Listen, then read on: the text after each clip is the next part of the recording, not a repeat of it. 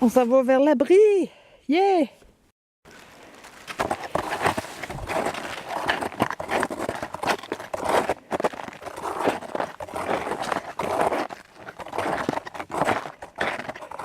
Première nuit dehors depuis le 12 octobre.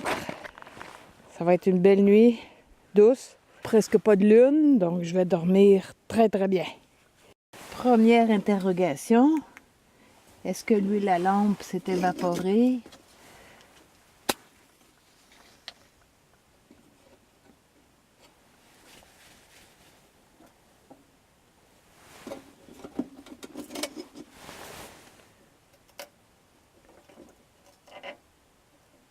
Si la flamme descend tout de suite, ça veut dire que l'huile est évaporée.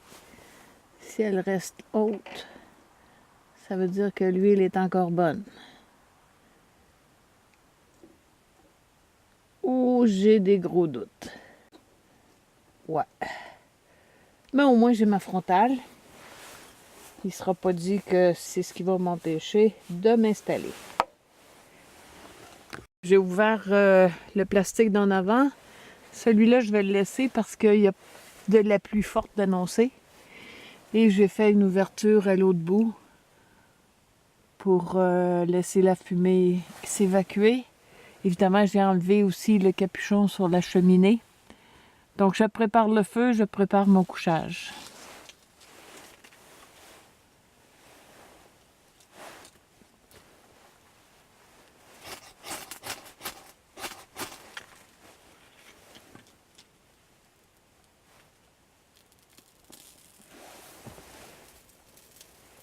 Bon, comme c'est pas les copeaux qui manquent, pourquoi se priver? J'en ai mis tout un tas là-dessus.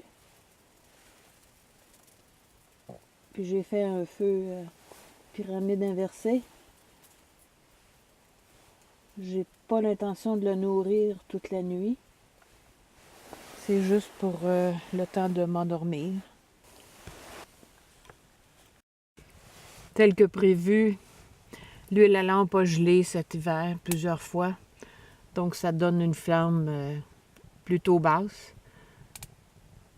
Quand elle va être descendue, plutôt que de remonter la mèche et la gaspiller, je vais me servir de ma frontale. Dehors, il fait -2. Dans l'abri, il fait environ +4. C'est quand même très chaud. Pour une nuit d'hiver, on est en février.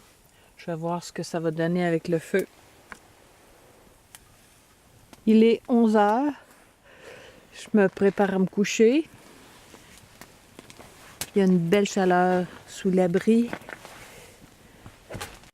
Je vais peut-être descendre le plastique pour faire effet super shelter.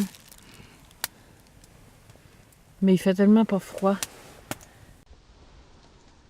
Je viens de me lever, il est 8h30. Incroyable. J'ai tellement bien dormi.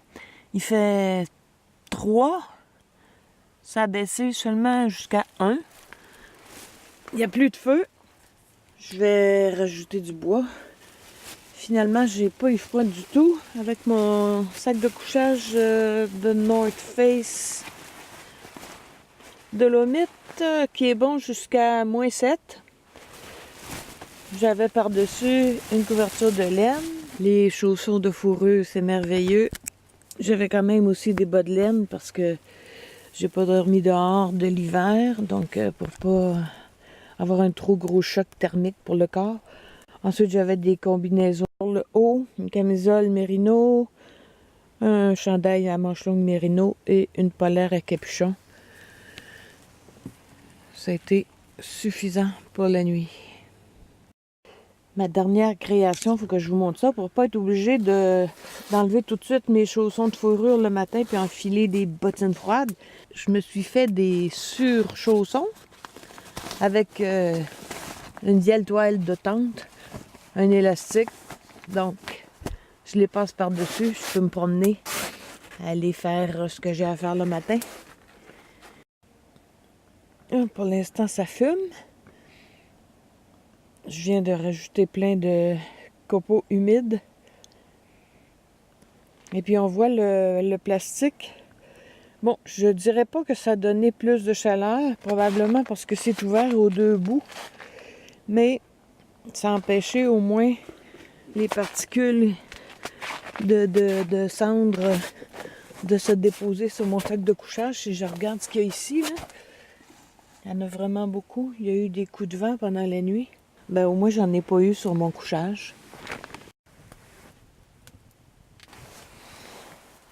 Un vrai café, du café filtre dans une pochette maison. L'eau qui bout. Oh. Ceux qui l'ont jamais fait, là, essayez de dormir dehors. Et puis on va y aller avec une barre croquante aux arachides.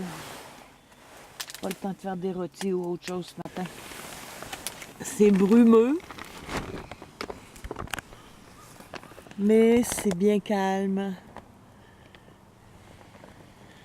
Donc, un café et on se remet au boulot domestique. Le rangement est fait. Le feu est mort. Il ne reste plus qu'à baisser la toile du devant, à chausser les raquettes et retourner à la maison.